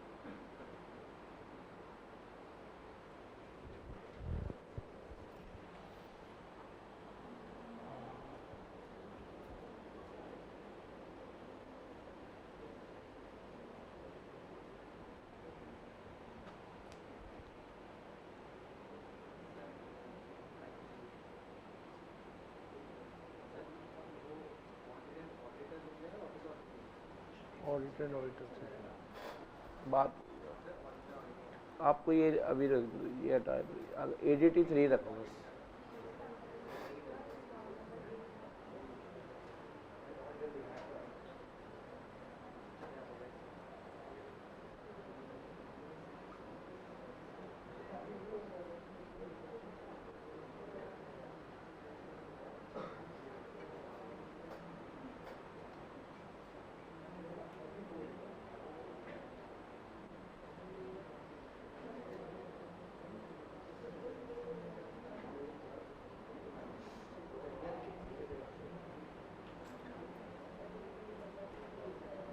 लिख लिया बेटा? किसी की नोटिंग रह गई हो तो बताओ। अच्छा, यहां पर पनिशमेंट फॉर कॉन्ट्रावेंशन किसके ऊपर लगेगी बताओ? हाँ, अगर पनिशमेंट फॉर कॉन्ट्रावेंशन किस पे लगेगी बेटा?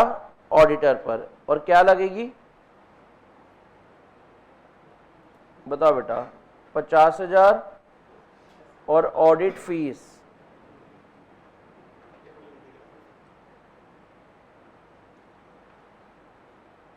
Which ever is less, plus 500 rupees per day, 500 rupees per day. लेकिन फ्रॉम कौन से day? 32nd day onward. 31st की नहीं लगेगी, समझ रहे हो? और इसका मैक्सिमम कितना है?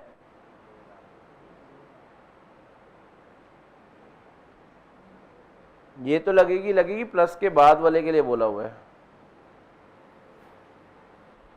ओवरऑल में 2 लाख नहीं है।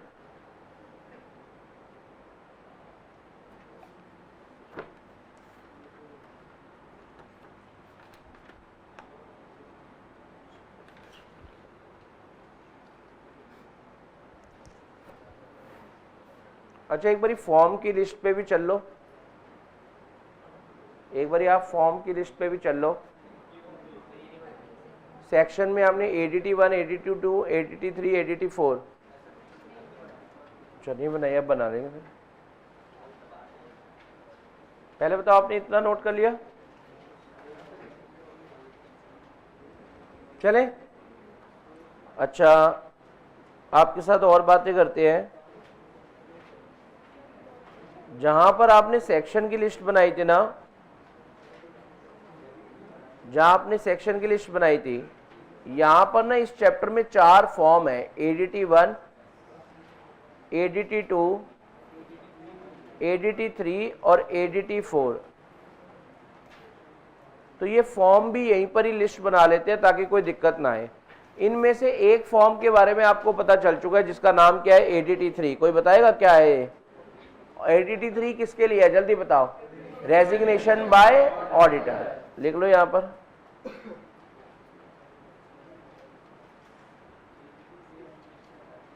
यानी फॉर्म नंबर की भी लिस्ट बना लेते हैं ना, काम आएगी। रेजिग्नेशन बाय ऑडिटर, समझ आ रहा है आपको? बेसिकली ADT 3 में लिखा क्या होता है? रीजंस लिखे होते हैं कि मैं क्यों छोड़कर जा रहा हूं। यहां पर ADT 3 में क्या लिखे होते हैं? रीजंस लिख कर देता है ऑडिटर कि मैं क्यों छोड़कर जा रहा हूं, सारे फैक्ट लिख कर देता है इसके अंदर। समझ आ रहा है आपको? ठीक है बच्चे, चलो आओ।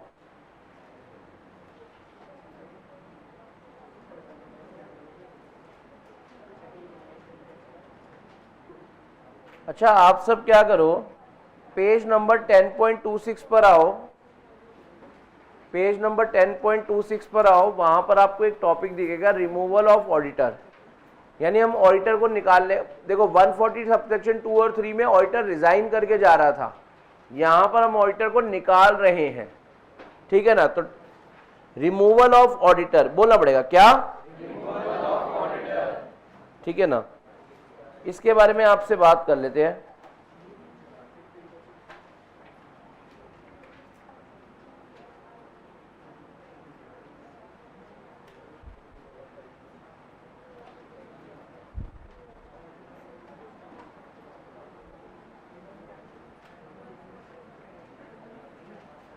Removal of auditor before the expiry.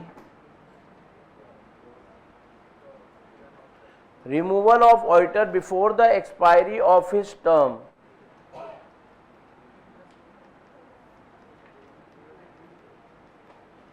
Section number 140 subsection 1. Section number 140 subsection 1. Removal of auditor before the expiry of his term.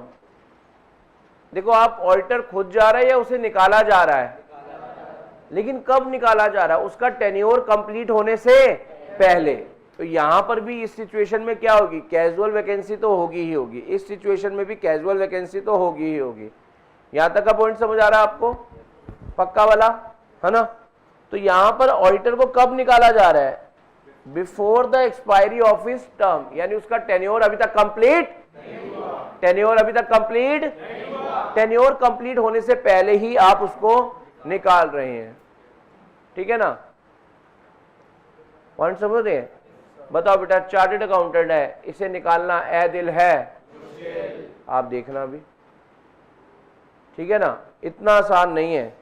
सबसे पहले अगर आपको इसको निकालना है तो बोर्ड ऑफ डायरेक्टर्स रखेंगे मीटिंग्स। अच्छा, बोर्ड ऑफ डायरेक्टर्स मीटिंग कर रहे हैं तो उसमें क्या क्या होगा, उस मीटिंग का नाम क्या होगा, बोर्ड मीटिंग। और बोर्ड मीटिंग में क्या पास होना चाहिए, बोर्ड रेजोल्यूशन, जगह लगाना पड़ेगा। बोर्ड मीटिंग में क्या पास होना चाहिए, बोर्ड रेजोल्यूशन पास होते ही, बोर्ड रेजोल्यूशन पास होते ही कंपनी के बोर्ड ऑफ डायरेक्टर्स, कंपनी के बोर्ड ऑफ डायरेक्टर्स कहां पहुंच गए, ऑडिटर के रूम के बाहर, और क्या कह रहे हैं, चल निकल, ए चल निकल। बताओ बेटा, ऑडिटर निकलेगा, ऑडिटर कहेगा नहीं भाई हम क्यों निकले, तुम्हारे सिर्फ रेजोल्यूशन पास करने से हम नहीं निकलेंगे, ठीक है ना। हमें जब निकलना होगा उसके लिए तुम्हें 3 स्टेप लगाने पड़ेंगे। ये तो अभी फर्स्ट स्टेप तुमने कंप्लीट करा और अभी आकर मुझे कह रहे हो निकल रहे हो, अभी नहीं निकलेंगे। हम जब भी निकलेंगे, वो वाला सॉन्ग सुनो, एना वी न डो, हाँ स्टार्ट हो जाओ, उसमें वो गेट खुलता है याद है, फिर वो हनी सिंह और वो आते हैं, हम वैसे जाएंगे तो और उसके साथ तुम्हारे कहने से थोड़ा जाएंगे। अभी तो सिर्फ बोर्ड ऑफ डायरेक्टर तुमने ही क्या पास करा है। इसके बाद सेंट्रल गवर्नमेंट के पास जाओ, इसके पास कहां पर जाओ, सेंट्रल गवर्नमेंट।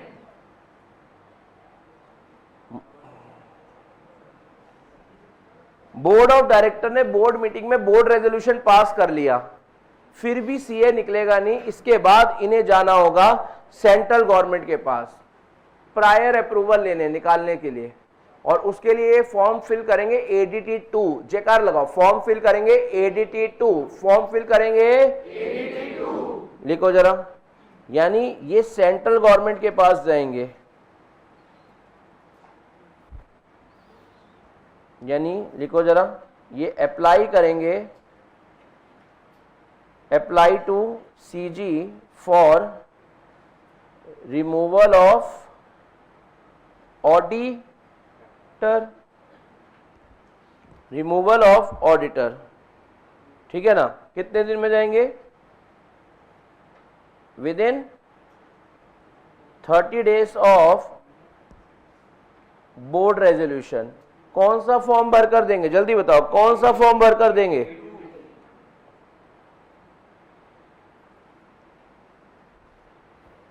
यानी ADT 2 नंबर फॉर्म पर पहले अभी हम चलेंगे,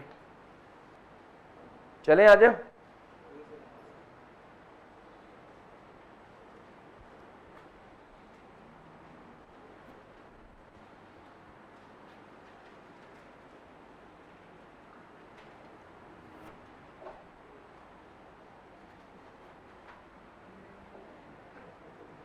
चले, ADT 2 के आगे आप क्या लिख सकते हो, एप्लीकेशन टू CG, बोलना पड़ेगा एप्लीकेशन टू, आवाज में दम नहीं है, application to for removal of auditor, for removal of auditor, यानी ADT 2 है application to CG for what, for removal of audi. और यहां आए हुए तो सेक्शन की लिस्ट में भी लिखते जाओ ना, 140 सबसेक्शन 1, दोबारा थोड़ा आएंगे अभी।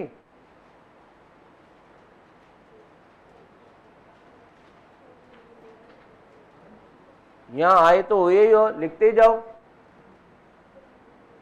क्या लिखोगे बताओ, रिमूवल ऑफ ऑडिटर, लेकिन कब, before the expiry of his term, लिखो ना, removal of auditor before the expiry of his term. Removal of auditor before the expiry of his term. अब आ जाओ वापिस कॉन्सेप्ट पे। नहीं लिखा था? Application to CG for removal of auditor.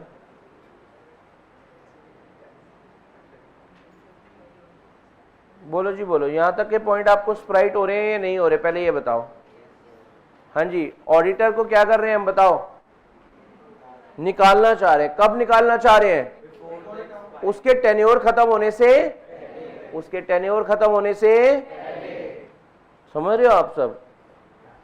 तो बताओ बेटा, सबसे पहला स्टेप क्या था? सबसे पहला क्या स्टेप था?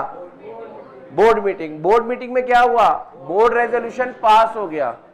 लेकिन क्या अभी भी ये बोर्ड ऑफ डायरेक्टर्स ऑडिटर को कह सकते हैं चल रही चल, अब साइड में हो जा? ऑडिटर क्या कहेगा? रुको अभी, यानी तू थोड़ी देर, बताओ थोड़ी देर क्यों ठहर जा? पहले तुम किससे पूछ कर आओ?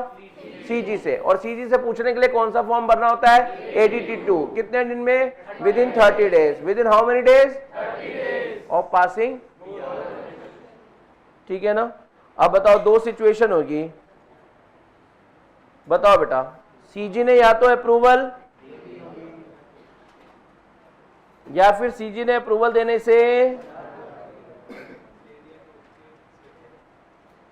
बताओ बेटा, अगर सीजी ने अप्रूवल देने से मना कर दिया तो बताओ क्या रिमूवल होगी या नहीं होगी?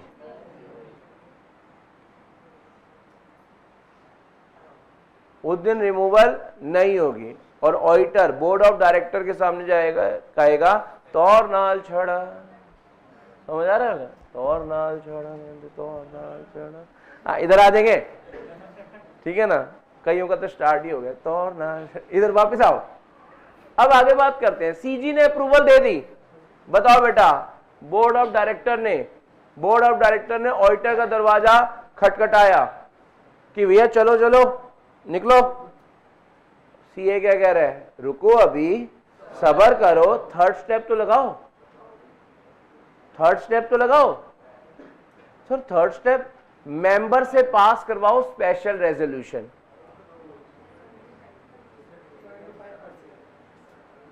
देख रहे हो, मैंने तो कहा ही था सीए को निकालना ए दिल है।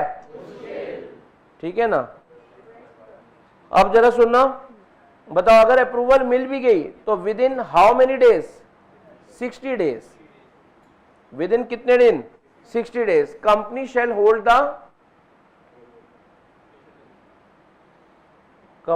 Hold the general meeting for passing what? Special resolution.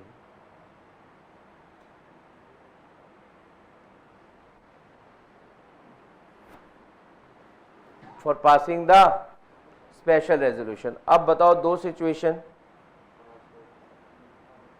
या तो एसआर फेल हो जाएगा या फिर एसआर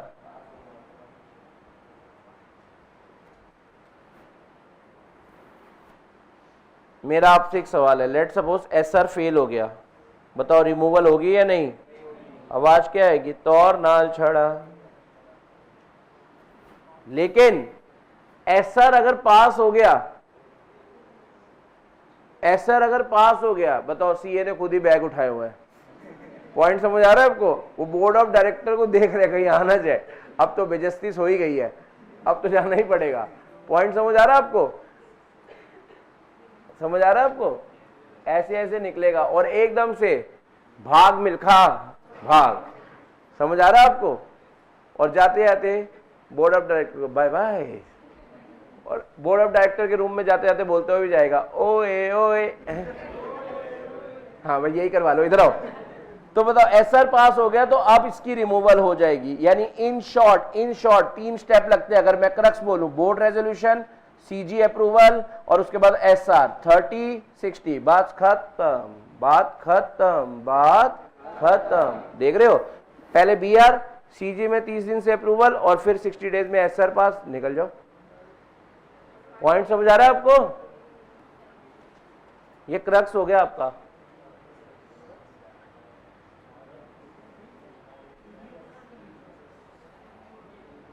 और रिमूवल होते ही ऑडिटर के ऑफिस में क्या हो गई?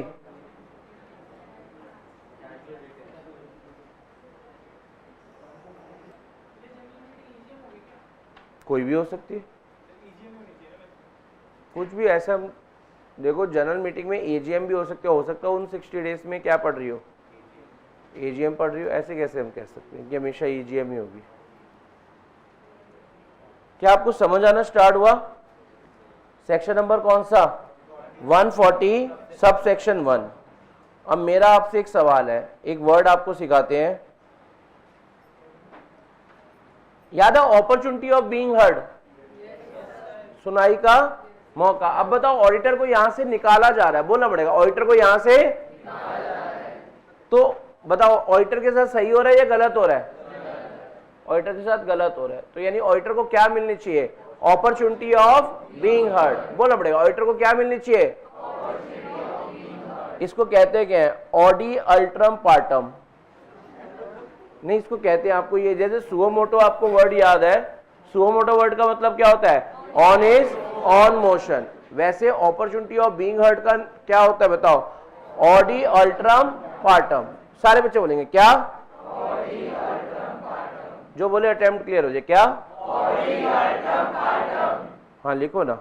Before taking any action for removal of auditor before the expiry of his term, the auditor concerned shall be given a reasonable opportunity of being heard। लिखो ये वाली लाइन नीचे।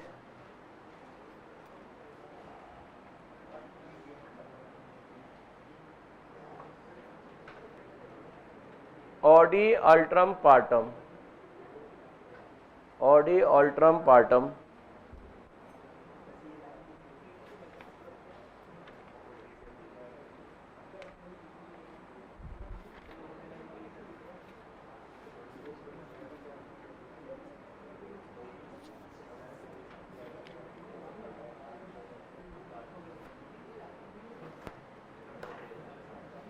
मतलब रिमूव करने से पहले उसको एक बारी सफाई का मौका मिलेगा कि आप अपनी सफाई में कुछ कहना चाहते हैं तो जरूर कहें।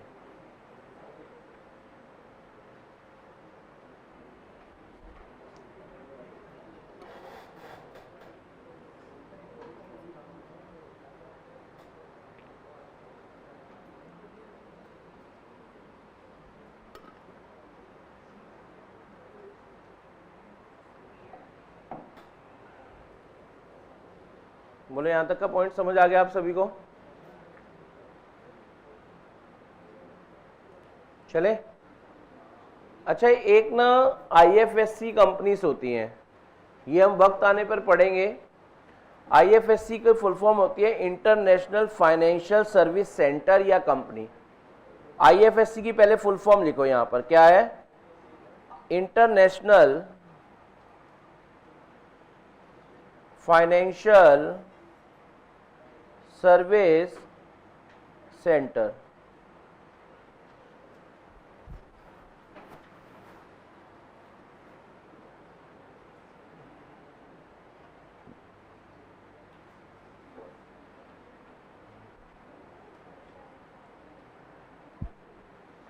देखो क्या बोला हुआ है, अगर आप आईएफएससी पब्लिक कंपनी है या आईएफएससी प्राइवेट कंपनी है, पहली बात तो आईएफएससी की फुल फॉर्म बताओ। इंटरनेशनल जगह लगाओ, क्या? International financial service centre. एक बार सारे बच्चे बोलेंगे, क्या? International financial service centre. मजा नहीं आया, दोबारा। ठीक है बेटी, इधर बात सुनेंगे। अब बताओ, कह रहे इस केस में क्या होता है, अगर आपने मान लो बोर्ड रेजोल्यूशन पास करने के बाद सीजी के पास अप्लाई करा और सीजी ने अगर हमें 60 दिनों में रिप्लाई नहीं करा, अगर सीजी ने हमें 60 दिनों में रिप्लाई नहीं करा तो हम ये मानेंगे सीजी ने अप्रूवल, सीजी ने अप्रूवल। इन कंपनीज के लिए रिलैक्सेशन है, समझ आ रहा है आपको? तो फिर मतलब सीजी से अप्रूवल आ गई, अब आप अगला स्टेप लगाएं। ये देखो, ये सुनना जरा। In case of specified IFSC public company और specified IFSC private company, where within a period of 60 days from the date of submission of application to CG under this subsection no decision is communicated by CG to the company, then it would be deemed मतलब मानो या कि CG has approved the application and the company shall appoint new auditor at general meeting convened within the 3 months from the date of expiry of 60 days. फिर हम ये मानेंगे CG ने approval दे दिया है, आप नया ऑडिटर ले आओ, आपको किसी की वेट करने की जरूरत नहीं है. समझ आ रहा है आपको? बोलो यहां तक का पॉइंट आपको स्प्राइट हो गया? पक्का? अच्छा ये नोट यहीं से कर लेंगे, कोई दिक्कत नहीं है हमें. ये देखो इनके केस में अलग प्रोविजनिंग है, ये मैं आपको बताऊंगा ना, अलग टाइप की कंपनी से, नॉर्मल कंपनी नहीं है. अब ये क्वेश्चन आपसे पूछा गया है, एक एमसीक्यू ऐड हुआ है, कह रहे special resolution to remove the auditor at general meeting shall be pass within dash from the approval of CG. 30, 1 month, 60 या 3 मंथ्स? 60. आंसर आ गया अपना. समझ आ रहा है आपको?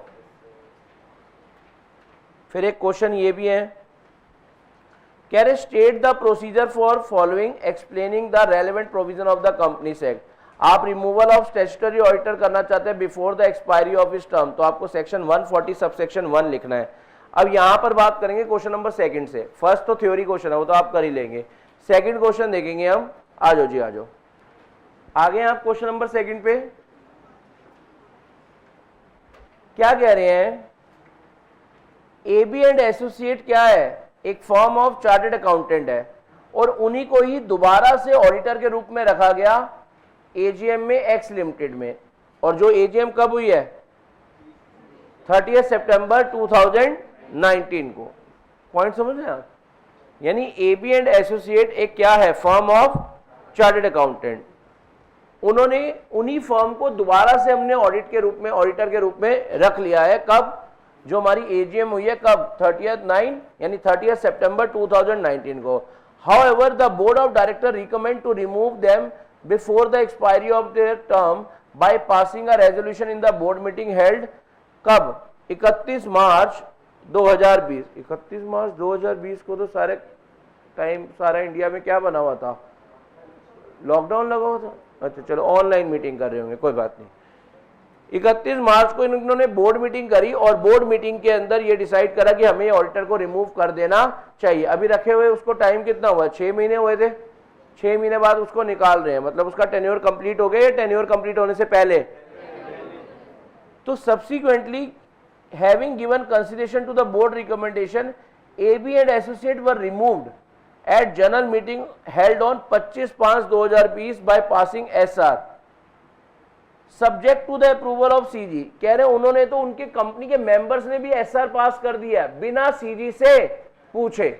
बिना सीजी से मतलब फर्स्ट के बाद सीधा कौन सा स्टेप लगा दिया है? थर्ड. सेकंड स्टेप तो पूछा ही नहीं. कह रहे explain the provisions for the removal of second and subsequent auditor, examine the validity of the removal. बताओ, आप बताओ, इन्होंने सही तरह से उसको रिमूव करा है या नहीं करा? तो यानी आप कह रहे हो ये रिमूवल क्या है? Is not. Hence in the instant case the decision of X limited to remove AB and associate auditor of the company at the general meeting subject to the approval of CG is not valid. The approval of CG shall be taken before passing the SR in the general meeting. बोलो समझ आ रहा है आपको? अच्छा अगला question देखो आप. सुरेश, हाँ 5 स्टार भी मंगवा दो, पूरा एंजॉय करे. इधर आओ. कह रहे सुरेश जो है एक चार्टर्ड अकाउंटेंट है, और उसको अपॉइंट करा था बीओडी ने एज फर्स्ट ऑडिटर. बताओ, सुरेश जो है चार्टर्ड अकाउंटेंट है, और बताओ उसको कंपनी के जीवन का फर्स्ट ऑडिटर के रूप में अपॉइंट करा गया था एबी लिमिटेड के बोर्ड ऑफ डायरेक्टर्स के द्वारा. कह रहे the company in the general meeting removed. Company ने, बताओ, फर्स्ट ऑडिटर को रिमूव कर रहे हैं. Company in the general meeting removed mister Suresh without seeking the approval of CG, और उसकी जगह किसको अपॉइंट कर लिया? मिस्टर गुप्ता को as an auditor in his place. बताओ, कंपनी ने कोई भी ऑडिटर रिमूव करे, हमें उससे फर्क नहीं पड़ता. रिमूव कर रहे हो आप उसको, बताओ उसकी टेन्योर से पहले. तो बताओ बेटा, आपने उसकी जगह सीजी से बिना पूछे ही किसी और को भी रख लिया, तो बताओ आपने सही करा या गलत करा? तो यहां पर यही है, has the removal of first auditor by the board without seeking the approval of CG is invalid, the company contravened the provision of this act. समझ आ रहा है आपको ये क्वेश्चन? सब्जेक्ट मतलब सीजी से बिना पूछे पहले ही आपने कर दिया, यानी आपने फर्स्ट के बाद कौन सा पॉइंट लगा दिया सीधा? थर्ड। हाँ कि अभी अप्रूवल ली नहीं, उससे पहले कह रहे हैं, कह रहे बस सीजी की वेट, बेटा सीजी की प्रायर अप्रूवल लेनी होती है, रिमूव करने के बाद की अप्रूवल नहीं लेनी होती। सीजी से क्या लेनी होती है? Prior approval. रिमूव करने के बाद की अप्रूवल थोड़ा ना लोगे आप। बोलो समझ आ रहा है बात या नहीं आ रही आपको? अच्छा आप सब ऐसा करो, पेज नंबर 10.30 पर आओ।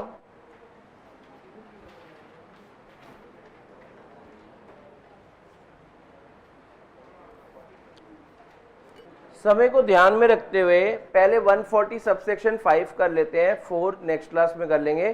समय का ध्यान रखते हुए अभी आप पहले 5 मेरे साथ कर लो, कोई बात नहीं, नेक्स्ट क्लास में उसको सेक्शन की लिस्ट में और वहां लिखवा लेंगे। वो जगह अगर आपने सेक्शन की हेडिंग लिख दी तो बेहोश नहीं होना, ठीक है ना? आप पहले ऐसा करो, पेज नंबर 10.31 पर आ जाओ, वही 32, वही ये रहा 32 पे आ जाओ। पहले आप एक हेडिंग बनाओ, auditor acted in fraudulent manner,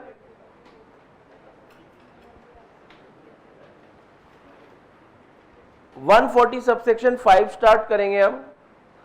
auditor acts in a fraudulent manner और अबेटेड और कोल्यूडेड इन एनी फ्रॉड। पहले आप लिखो,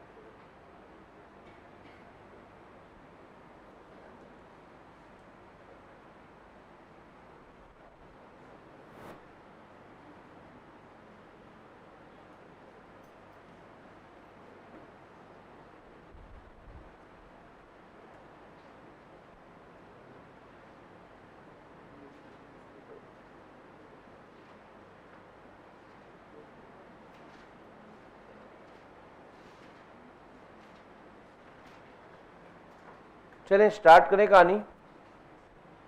और करके heading banana,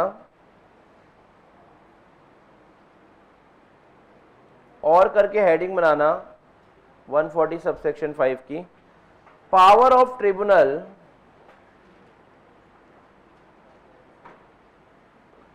power of tribunal to order,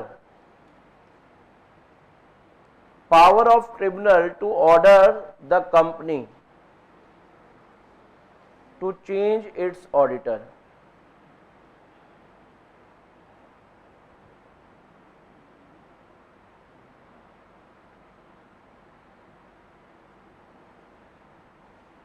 या फिर और करके एक और हेडिंग बनाओ, direction by tribunal, direction by tribunal in case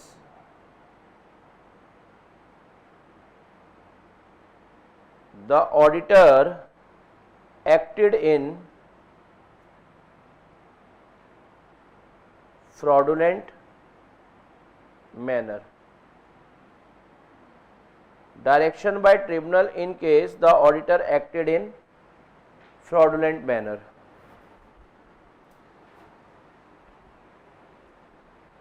मैं आपके साथ एक सेक्शन स्टार्ट करने जा रहा हूं, सेक्शन नंबर 140 सब सेक्शन 5। एक बार आप सारे बच्चे बोलेंगे सेक्शन नंबर 140 सबसेक्शन 5। बहुत आसान है। देखो ऑडिटर को मालिक लोगों ने किसके लिए भेजा था कि जाकर चेक कर कर आ कि सब कुछ ठीक है या कुछ गलत हो रहा है, यानी वो फ्रॉड पकड़ने गया था लेकिन खुद ही फ्रॉड में इन्वॉल्व हो गया। ये तो वही वाली बात होगी, शिकारी खुद यहाँ यस और नो? ये तो वही वाली बात होगी ना भाई, तुम फ्रॉड पकड़ने गए थे और खुद ही फ्रॉड में रंग गए। समझ आ रहा है आपको? मतलब ऑडिटर वहां पर खुद ही फ्रॉड के रंग में रंग गया है, ठीक है ना? तो बताओ ऐसी सिचुएशन में क्या होगा, उसके ऊपर ये पूरा सेक्शन बना हुआ है। कह रहे auditor act in a fraudulent manner, मतलब ऑडिटर फ्रॉड कर रहा है या ऑडिटर अबेटेड यानी कॉल्यूडेड। कॉल्यूडेड मतलब मिली भगत। समझ आ रहा है? आप बोलते नहीं ये मिला हुआ इससे, समझ आ रहा है आपको? मिली भगत के क्या यही वर्ड यूज करते हैं ना आप सर? इनकी मिली भगत है, यानी अगर ऑडिटर मिली भगत कर रहा है इन एनी फ्रॉड, तो उस सिचुएशन में क्या होगा वो आपको बात बता रहे हैं सेक्शन नंबर 140 सबसेक्शन 5 में। सेक्शन नंबर 140 सबसेक्शन 5 में, सेक्शन नंबर 140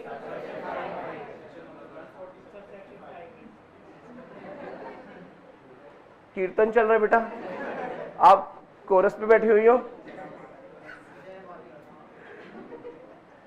एक बात याद आ गई, अगर आपने मेरे से हाँ आड़ दो बस। अब क्या हुआ था, एक आंटी ना मतलब कीर्तन पे गा रही थी, तो अब क्या होता है वो गाते गाते थक गई, पीछे से कोई कोरस पे बोल ही नहीं रहा था, एकदम से गाते गाते बोलते बोली बोली कोई फिर भी नहीं बोला। सारे बच्चे, हम छोटे छोटे होते थे, खेल रहे थे, हमें इतनी हंसी वगैरह आई। तो मैं भी कई बार आप जयकार नहीं लगाऊंगा, मैं आपको बोलूंगा बोली, आप समझ जाना, मतलब आपको भी बोलना है, ठीक है जी। चलो अब मैं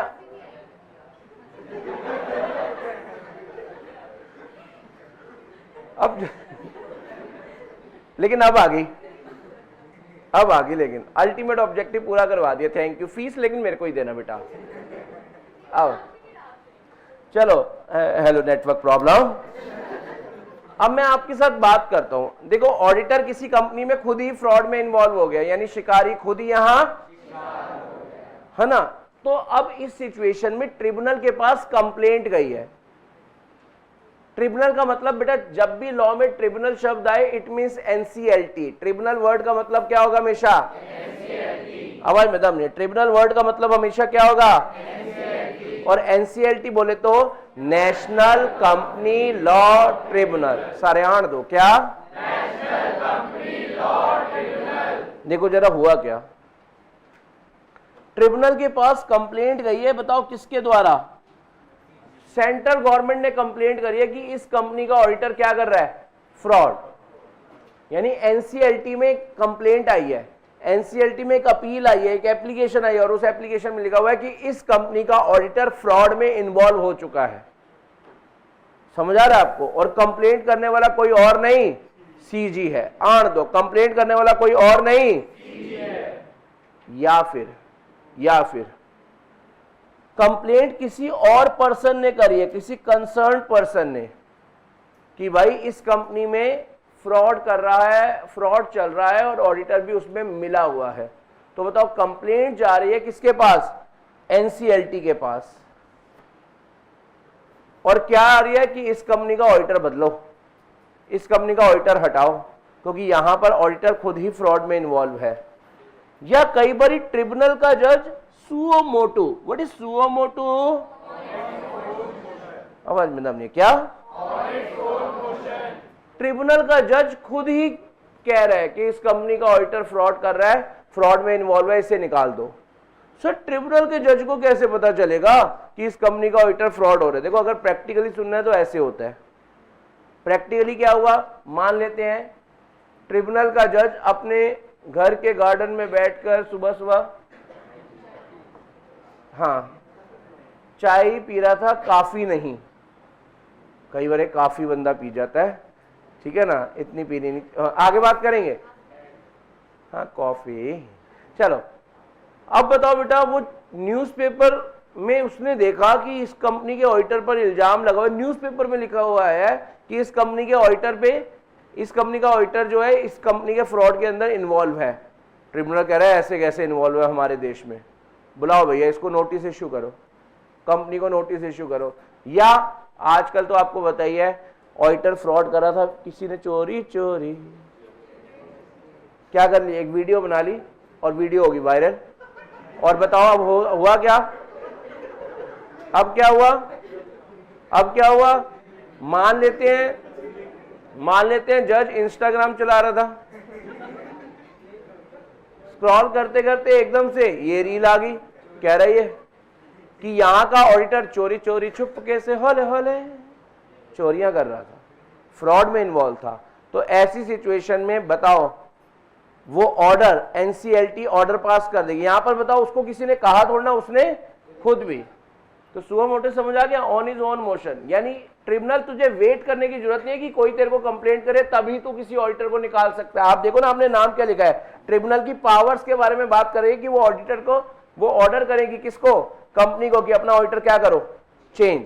और इसके लिए तुम्हारे को किसी की कंप्लेंट आने की जरूरत नहीं है, कोई कहेगा तब करोगे, ऐसा नहीं है, तुम्हें खुद को लगता कर दो। हाँ जी, क्या है, power of tribunal to order the company for या टू चेंज द ऑडिटर। अपना ऑडिटर क्या करो भाई, चेंज करो, अपना ऑडिटर क्या करो भाई।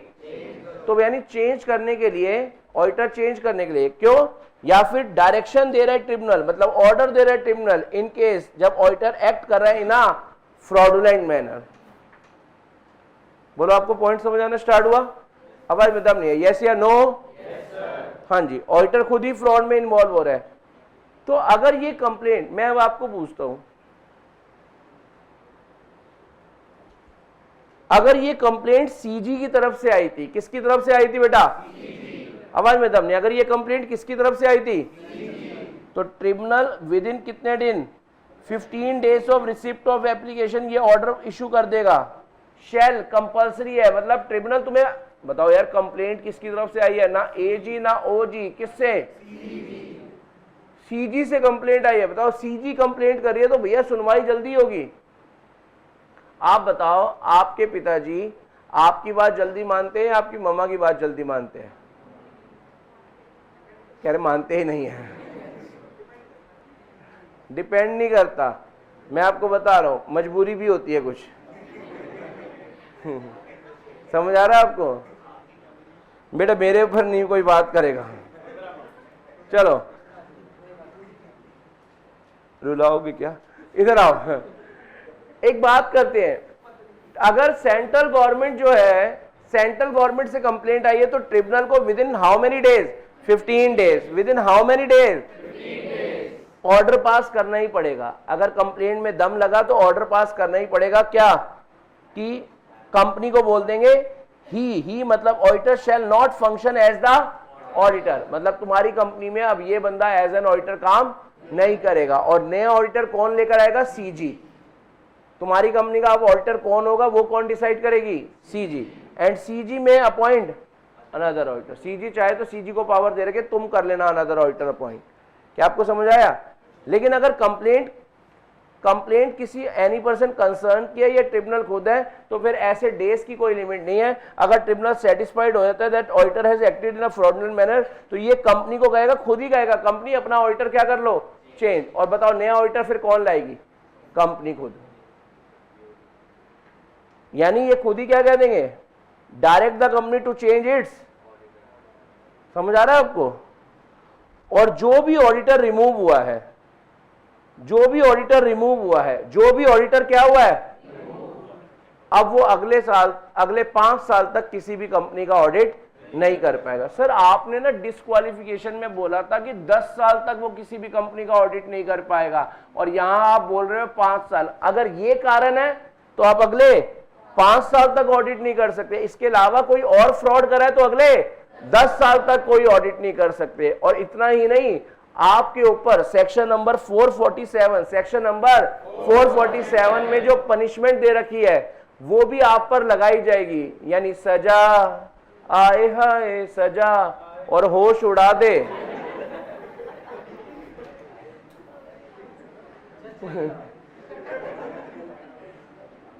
किधर बात करेंगे? तो 5 साल के लिए आप सारी कंपनी से क्या हो गए हो, डिस्क्वालिफाइड, और साथ में 447 में क्या लगाई जाएगी, पनिशमेंट। पॉइंट समझ आ रहा है आपको? ये मैंने एक डिस्कशन कर दी, इसकी नोटिंग वगैरह हम सब नेक्स्ट क्लास में करेंगे, लेकिन रुको अभी, सब्र करो। होमवर्क देखो जी, मैं आज आपको एक ही टॉपिक का होमवर्क दे रहा हूं बस। आपने डिस्क्वालिफिकेशन वाले कॉन्सेप्ट है ना, उसके 10 क्वेश्चन है, वो ट्राई कराना बस। देखो मैं आपको एक बात बताऊं, अभी नहीं तो कभी नहीं, ये प्रैक्टिकल सच है बेटा। अगर आप अभी नहीं करेंगे ना बेटा, आप कभी भी नहीं करेंगे फिर। ये देखो आप सबको क्या करना है, पेज नंबर 10.37 पर, पेज नंबर 10.37 पर डिस्क्वालिफिकेशन से रिलेटेड कुछ क्वेश्चंस हैं। क्वेश्चन नंबर 1 से लेकर आप सब क्वेश्चन नंबर 10 तक ट्राई कराना और सारे क्वेश्चंस आप सॉल्व करना, ठीक है ना। ओके, आज के लिए इतनी सी बात है।